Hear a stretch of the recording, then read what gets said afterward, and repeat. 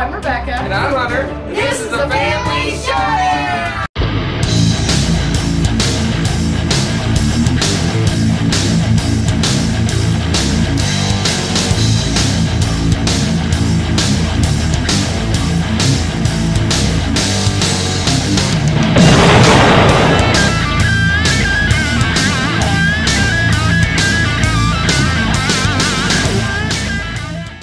Howdy folks, welcome back to my top 100 games of all time. Today we're looking at number 70 to 61. Wow. This is another section of new games. 5 new games this time around. All the rest of the games went down. 5 down, 5 new. 1 I do not own. What? Lots of do not owns this year. Alright, let's kick it right off with one of our 2-player favorites, where you can make tons and tons of sheep in Agricola! All creatures, big and small. So this simplifies, condenses down, and makes Agricola fun. He said it. He said it. So this is a very simple, quick 2-player version of Agricola, and it focuses in on building buildings and making tons and tons of animals. Piles and piles of little animals. So, if you like Agricola and you want a simpler, quicker 2-player version, this is the game to go for. I would not normally say that, but it's back in print. There is Agricola All Creatures Big and Small, big box, that comes with all the expansions, and you have to spend all the money I spent to get the game and all the expansions. So congrats. So it was my, let's see what we got, 56 last year, 67 the year before that, so it's consistently holding its own. I really like this game. It is really one of our go-to games. It's very tight. It seems like just when you start to get the engine over, like, where you want it, the game's over, so you have to really think about every move you want to make. And I also saw one of the best, like, component upgrades, if you will, for this game. Someone put googly eyes on all the animals. I just fell in love with that. I thought that's hilarious. But yeah, this game is really fun, and it does take all of what I enjoyed best out of Agricola and puts it all together in just one game, so that you don't have to go through the beast of putting that whole game out and together and everything, and you can just throw this down and play. Yeah, it takes out the punishment of feeding your people and struggling to survive, and you just make buildings and lots of animals. Yep. So it's fun. And much quicker. Much quicker, yes. So what is it, like 30 minutes, maybe? I think it's something about 30 that. minutes. Yeah, it's... So I strongly suggest, if you're looking for a solid 2-player game with a little bit of meat to it, go grab the big box version of this game now back in print. Agricola, All Creatures Big and Small. Good pick. Good pick. All right, onward to my 70... No, man, I am living in the past. My number 69 is one of Rebecca's new favorite UVs, and that is Nusfjord. Ah, yeah. Yeah. So this is a brand new one to the list because it's a fairly brand new game. This is kind of the new gateway game to the heavier UV games. This is what I would use if someone says, "Hey, I want to try a heavier game." One of UV is one of his big, worker placement games. This is the one I would pull out for them to try because it is light enough to teach, but heavy enough to get the heavy game experience. It plays fairly quickly. It's about 20 minutes a person, so we can easily knock this out in about 45 minutes. Yeah. Basically, it is... They claim it's a stock market game, but I don't really consider it a stock market game. It's a stock of fish game. Oh, jeez. So you basically you're have a fishing village. You're trying to produce the most fish. You hire elders. You have to feed your elders to make them happy, or they'll get cranky and they don't do anything for you. You can buy stock in the other players' fisheries, and basically that gives you basically a share of their fish. At the start of each round, you get a handful of fish, and you got to dish it out. You got to do this. You got to feed your elders. You got to feed the people that you have stock, and then whatever you have left is your resources for that round. So it's a really cool game. You can upgrade your stuff. It's just a really solid little UV game. It's got the thing where you clear out areas to be able to build new buildings, but when you clear out the areas, you get resources, but now those resources are gone. Just a really solid game. It is. It's a lot of fun. And I don't know. It's just it's different than his usual thing because he's usually got a really wide variety of different things going on. And this one, it's all about fish. Yep. And it's just very condensed into this little fishing village, and it just seems like a fresh change, different game from what he usually has, and it's a lot of fun. I really like the balance of, like you said, people can be helping you out, but you end up doling out fish to the other players too, and it's not what you're used to doing, and I really enjoy that. Something new. Yep, and like I said, quick play, easy. For his heavier games, it's fairly easy to teach. You can play this one solo. I haven't ever played it solo, but you can play it solo. So, there you go. Just respect your elders. Feed them fish. So, there is my number 69, Noose Fjord. Good one. All right, number 68. This is a new one to the list. This one got mega buzz, and then for a lot of people, it mega flopped. But we really enjoyed it. We're not done with it yet.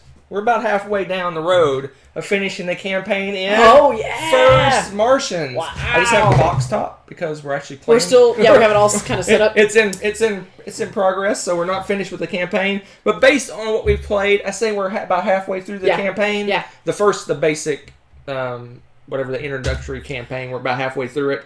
We're enjoying it quite a bit. Honestly, this one at 68 would be, I think it would be honestly higher on my list. Wow. But there is so many moving parts in this game. I bet, and I bet I almost say this for almost anybody, if you videotape yourself playing this game and go back and watch it, you're like, oh, I missed that. Oh, I should have done this here. Oh, I forgot to do this. It's just there's so many steps involved and so many things and moving pieces and things changing that it is very simple to miss something. I almost think this one would be better as an app. And I hate to... It pains me to say that, but there needs to be something to keep track of all the stuff that's going on the board. You move towards it and it goes, wrong one. Wrong one. But it is an amazing game. It is a great simulation of basically... if you've seen the movie First Martians, you're thrown onto the planet, and you're trying to survive. Everything's breaking. You're taking parts from one thing, fixing another thing. You got to go out and explore. There's like 30 things you need to do, but you only have time to do 20 of them. And things are falling apart. And meanwhile, there's a storyline going along that you have to complete. And there's side quests you have optionally can do, but if you don't do them, it comes back to haunt you later in the game. So it is really a fun game. It's just really fiddly. There is so many things to keep track of. Like you said, especially since we had recently watched and read the Martian, like it's really cool to see this panel of green lights, that slowly start turning red. I mean, it's real immersive in that you're seeing this going, oh, things are going bad. And I mean, there's something about the computer panels with their little light changing, and you're just like, this is the craziest puzzle, but it's really neat. And I mean, you feel like you actually are out doing a bunch of these things, and I enjoy it because we're trying to figure out, should we do this first? Oh, nah, let's leave it till later. But we know that's gonna come back and bite us. You know it's gonna happen. You just wait. It's a really amazing game. Like I said, if it wasn't so fiddly, it'd be higher on my list. I'm impressed that you ended up putting it on the list through only half the plays. Right. That says something about the game. It's a really really great game. That's pretty cool. Learning this thing was a beast. Oh my goodness! I watched a how-to video. Read the rule book, watched the how-to video again. Didn't you make me watch the how-to And video then go through the rule book one more time, and I had her watch the how-to video before we played this. And even still, I think it is super easy. I could be wrong. You guys are more than willing to correct me, but I think it's super easy to miss something. Like, oh, I should have drawn a card here, or oh, we should have added a cube over here. Yeah, because there's some things that chain. Off of things. It's so if you haven't easy worked with it in a while. Like I said, I was actually going to record this campaign for the channel, but I just knew there'd be like, oh, you missed that. Oh, you forgot to draw a card here. You should have added the cube this time. I mean, we have a blast, and I kind of just forget worrying about the fact that if I find out we missed something, we just keep going. We're all about role playing and enjoying it. Yeah, it's like she said, it's very immersive. It's very cool. I love the fact that things that you do matter later on in the game. It's really cool. So awesome game. It's just I think that the fiddliness is almost necessary to give that immersive feeling of things blowing up and chaining and exploding and stuff. So you just got to take it for what it is. And it is top heavy for that, but I think you're right. It's worth it if you want to have a very puzzly, realistic type of game. Yep. I think you're right. You just have to. And this sat on our shelf of shame for a year before I finally pulled it off and played. I know, it. and now we're like, why did we wait so long? Yeah. It's just. So we're going to finish this up at some point, and then on our channel we'll do a kind of a, like we always do on when we play recent games. We kind of go over them. I want to go over the campaign and kind of maybe some tips on how to get started. Oh, that's a good idea. Anyway, there you go. My number 68, new game to the list, obviously. First Martians. Woo-woo. Just the box top. Yeah, I'm impressed.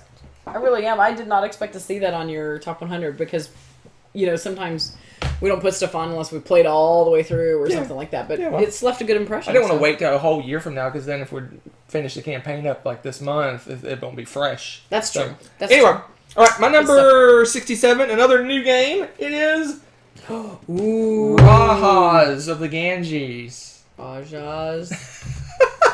Rajas of the Ganges? Rajas. Anyway. This is a new one to list, like I said. It is a Euro game. It has a lot of things going on. It's best known, if it's known for anything, is its cool in-game mechanism. So basically, cool. You have two tracks going on. You have your wealth track, and you got your victory point track, whatever it's called. Glory points, prestige, whatever it's called, fame. Whatever it's called.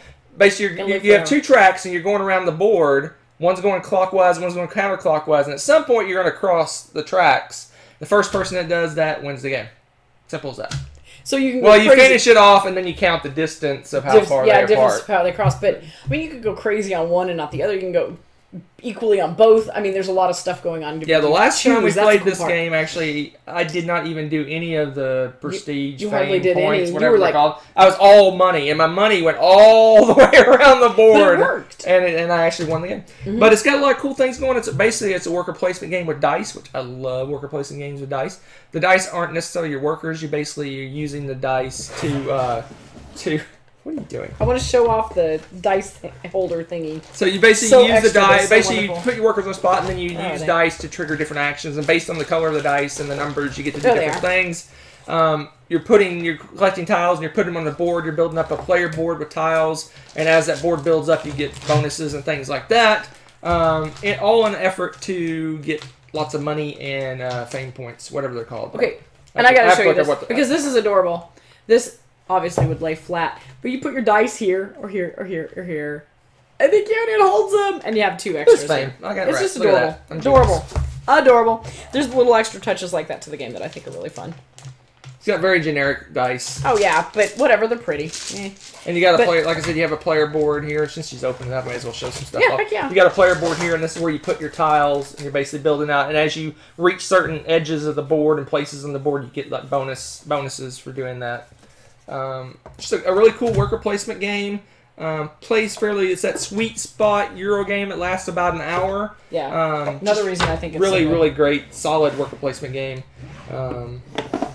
So if you like midweight Euro games, this is one to try out. Rajas of the Ganges. Thank you. My number 67. Woo-woo. New to the list. That's a good one. My next one is the one game I do not own. Say what? Number 66. It is new to the list. I don't own it. Why not? I probably will never own it because it is super expensive and a very situationally played game.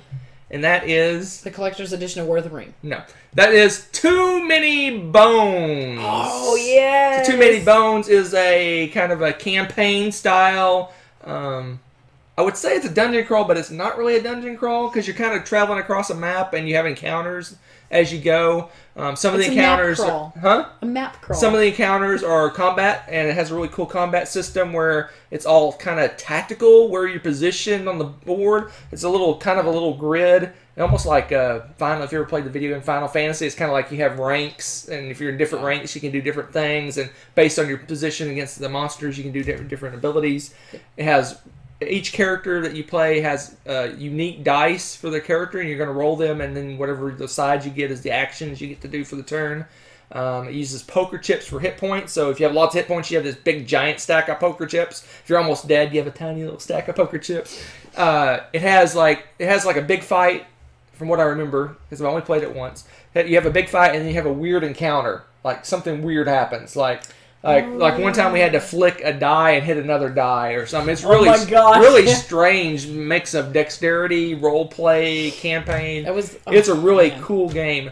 But it's fairly pricey, and I think if I bought it, it would hit the table once every couple of years probably. Yeah. So it just isn't worth it to drop the money to get it. But if you like that style of game, you like campaign, adventure, unique characters, really unique characters, and unique abilities. It is a fairly lengthy game. I mean, we played a short scenario, and it was but we were 4 or 5 hours. But of course, we were chatting it up and talking. We were chatting, and it was a whole bunch of new players too. Yeah, so. true. But we played this one time. We played at Criticon. That was fun. With Scott Morris and Mark Street and some other people we don't know. One other good person we don't know. I guess a friend of Scott's. And it was just a blast. We both wanted to play, so we both played. We kind of sat together and played the same character, and we kind of decided on what we wanted to do each turn. So it was a lot of fun.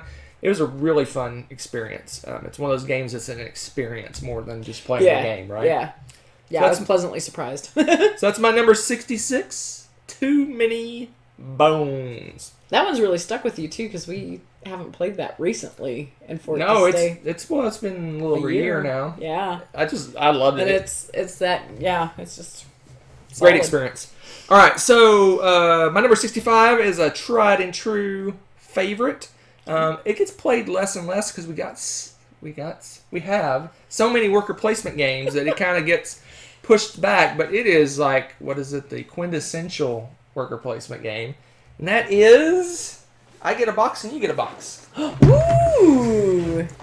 Lords of Waterdeep, especially with the Scoundrels of Skullport expansion. Those wacky scoundrels. So, Lords of Waterdeep, I won't say it was our first worker placement experience, but it was pretty close to the first worker placement experience. It might have been, actually. So, it's just a solid, straightforward worker placement game. This works as a great gateway game to people that are familiar with D&D or the Forgotten Realms universe, because if you've read the Forgotten Realms book like I have and other people have, or played in the campaigns, you'll recognize a lot of the characters and things that the situations that are in this game. It's not like a campaign game or anything like that, but you have cards that you're going to play, like quests, and the quests have names of people and situations that happened in the Forgotten Realms world. But beyond that, just even if you have no experience with that universe, it is a great worker placement game. Basically, you're a standard worker placement game where you're putting guys out, you're collecting resources, you use those resources to complete quests, which are basically your victory points. You build buildings, and then those buildings add more worker placement spots, which a lot of worker placement games use these days. You start with a very simple worker placement situation. As you go, more and more buildings are available to do more things. Just great worker placement game. And Scoundrels of Skullport makes it even better, in my opinion, because it gives you more options, more places to go, and some of the places that you can go give you corruption. I think it's called corruption. Yes. Basically, those spots are more valuable to get more resources and more things for going there, but you gain corruption, which are negative points at the end of the game. And there's ways to shed that corruption and avoid that corruption as the game goes by. At the end of the game, based on how much corruption is spread among all the players, you'll get negative points. So I would not jump right into the Scoundrels of Skullport. I'd try Waterdeep first, but if you love it, this is a definite great expansion. Yeah.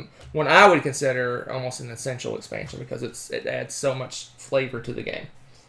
Yeah, we don't even play without it anymore, because you can just choose not to use it if you don't want to, but they're very tempting. Someday, I'm going to throw away the inserts and combine this into one game. I'm kind of surprised that hasn't happened yet. I don't know why. I keep thinking, we'll just do a little break in the action here. I keep thinking, the Lords of Waterdeep insert is so amazing, I have to keep it.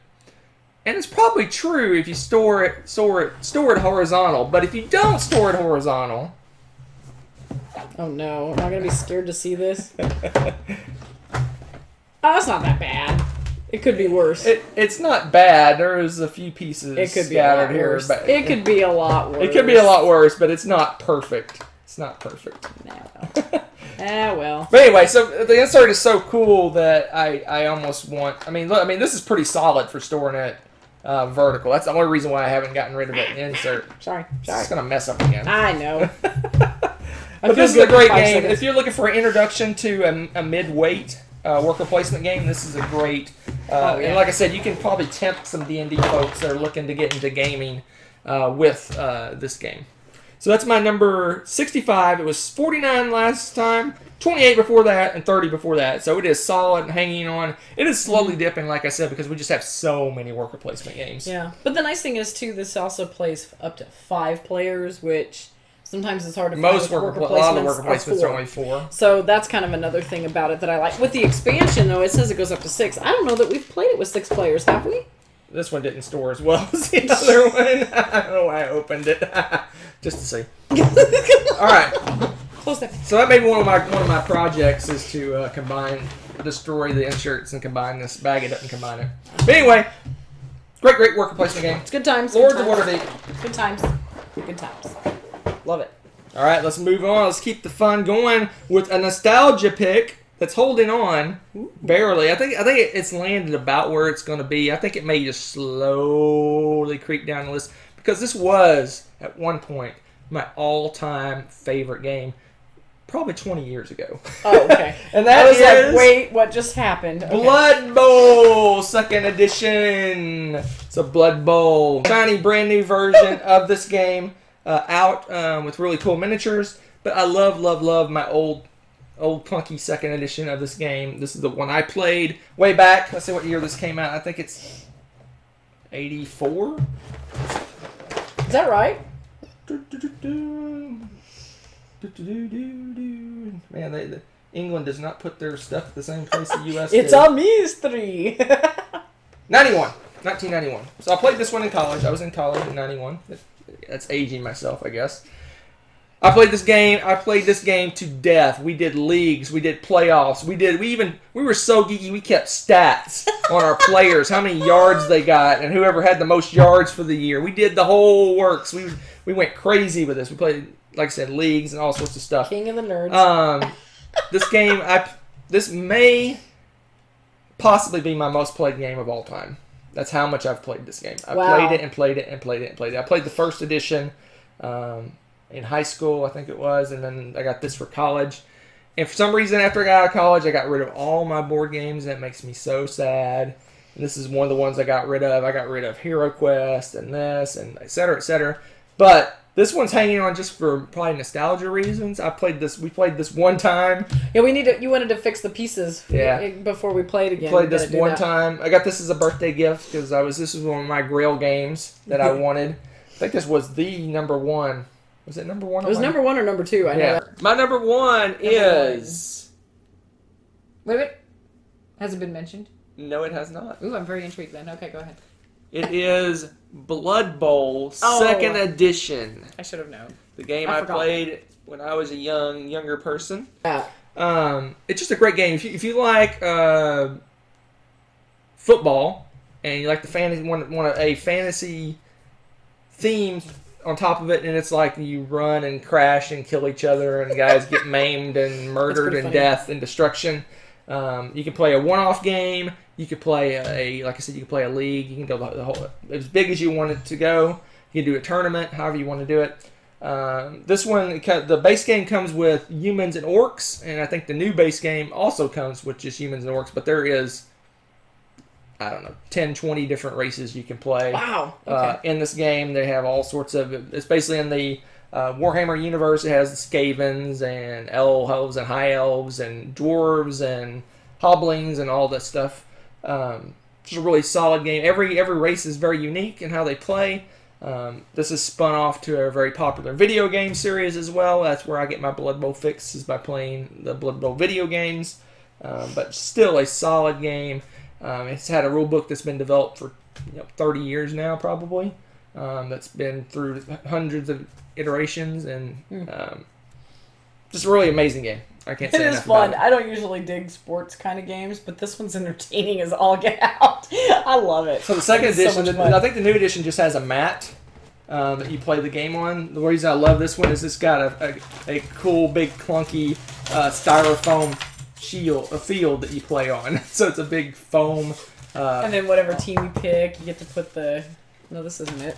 There's all the different, like the team names you get to put at the end and stuff, all the decorations. It's pretty cool. So it's just it's fun. It's really fun. It's super fun. So if you like miniature games, tactical miniature games, this is a good way to go. You don't necessarily have to like football. It definitely helps. But it's a tactical miniatures game. And it is really fun.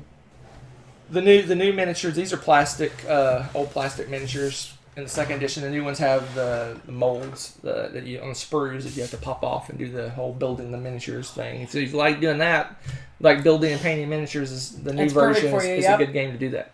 Anyway, so that's my nostalgia pick for this time around. That's a good one. Number 64, Blood Bowl 2nd edition. It's funny. All right, onward we go to one of my... Was this our first... No, it probably wasn't our first, but close to our first introduction to the hidden trader mechanism in gaming. Every single time I've played this game, and I haven't played it a lot. I've probably played this game maybe 7 or 8 times, and I think it's all been in kind of con/meetup type settings that I've played this game. Every experience has been awesome. I've taught this game to people at conventions. It's gone over well every single time. And that is... The Shadows? Shadows over Camelot. Yeah, I knew you were going to have that on here somewhere. Great game. This one's holding steady. 63 this time, 43 last time, 56 before that. So it's just bouncing around this part of the list. Mm-hmm. Just a great, solid, hidden trader game. It's pretty simple to learn, pretty straightforward rules. It can introduce players to... unique abilities for each character. Each person has a unique ability that they can use that is fairly powerful. It promotes teamwork and working together, but it has that awesomeness of a hidden trader, this is probably may not be the best, but one of the best to introduce people to the hidden trader mechanism. The only issue with it is playing the trader is very different experience in most games that have hidden traders. It's a very different experience than compared to when you normally play the game, because you really have to kind of be subtle about how you're doing things as time goes by, and eventually you're going to get revealed and the game completely changes for you. So if a new person gets that role, it can be somewhat difficult for them to do. But the game itself is easy to learn, easy to teach. It's basically poker hands. You basically take your worker, you go to a spot, and you play a poker hand of three full house, or maybe a straight or whatever at the spot. It's very poker-esque. You can trade, or you have ability to trade cards and move cards around. Certain characters have that ability, and you're trying to complete all these different goals and earn white swords instead of earning the black swords. So at the end of the game, if you have more white swords than black swords, the good guys win. Otherwise, the bad guys win. Just a really solid, straightforward game, hidden trader. You can play where it's random, where you may not have a trader, but that one always seems to weird people out. And I like it. I think it's anticlimactic, because you get to the end of the game, you're like, "Who's the trader? No one's the trader." I'm like, That's my favorite. I don't like it. I always want a trader. The whole time you're just sitting there and you're just squinting at everyone the whole game, only to realize that everyone was but about three quarters through the game, you're like, whoever's a trader is not very good at this game.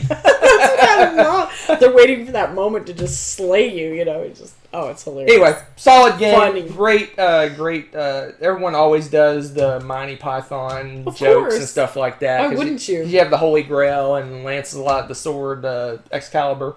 So, just really solid. Great game.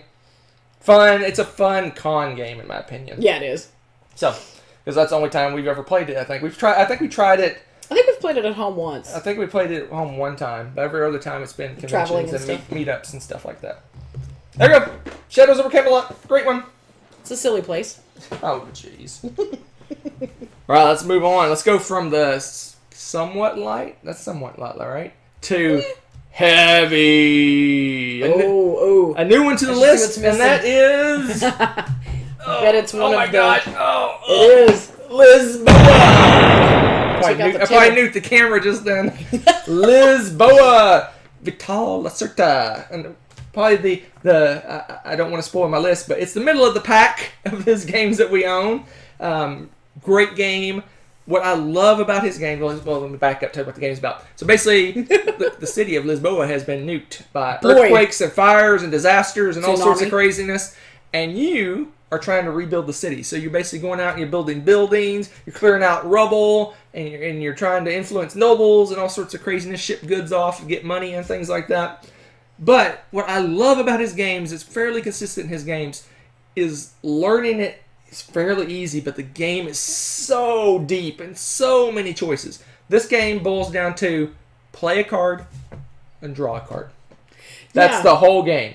But the choices in that are immense. All the different choices you can make and what you do. That's wild. And it's kind of point salady at the end. You're trying to build buildings. You're trying to have the most of different colors of buildings. You're trying to collect sets of rubble that are certain. You want a set of certain types of rubble to get points. It's kind of point salad, but it's just a really deep game. You're just like.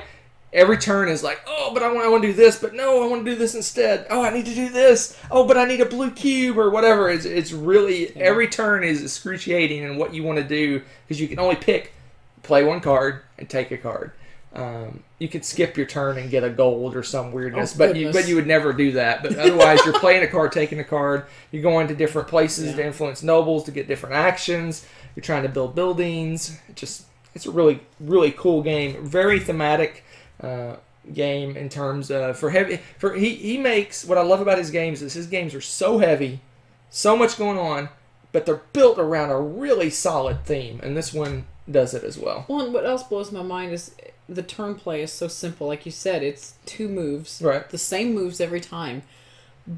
You would think, okay, how can you have a heavy game like that? And it just kind of blows your mind. It's like, I don't know, just you're going through the rules. Okay, all you're doing during this turn, but what you can do when you play this card, here's all the different things you can do when you play the card. It's amazing. I was like super surprised by how much I like his games. Super surprised, and this one is obviously no exception to that because it is pretty cool. Yep.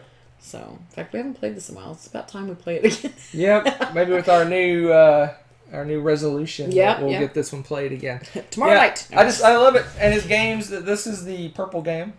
The purple game? Well, whatever this color is. Violet, blue, dark blue, weird blue. Yeah, it's an odd Yeah, his board is... I don't know if you can see it. I'll try to... He does use an interesting color scheme. His board is very purpley.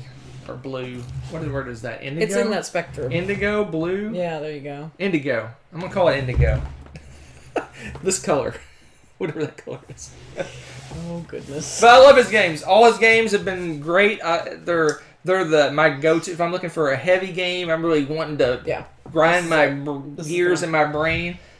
His is the one I go for, and like I said, this is middle of the pack of the ones I like. It's not my favorite, but I love it quite a bit. And that's Lisboa, my number. Good pick. 62. Put this away somewhere else. I don't want to smash Blood Bowl. All right, last for this list. My number 61 is not new to the list. It's hanging on. This is the game where I've thrown the gauntlet. I've thrown a gauntlet. Anytime, any place, anyone. Oh, jeez. I will play you. This low? And I will destroy you. Someone please destroy him. Stockpile. Next game, I'm going to destroy Last time I played this game, I played with someone that thought they could beat me. Doubled their score. Stockpile. Love this game. So this is a stock market game. It is just a pure stock market game. You have various types of stock. You have a little grid where you're moving the stock value backwards and forward. Each round, some of the stocks are going to go up, some are going to go down, some are going to give you dividends. You have a little bit of information that no one else has. Everyone has a little bit of information. Some of that information is hidden. And then you're going to be putting out portfolios of stock on the board. You'll put one face up, one face down, so you'll have even some hidden information there. So it's very much like the stock market. You have a little bit of information, but you don't have all the information. and you're going to draft those portfolios. You're going to take it in your hand, and you're basically building up the best stock before you can.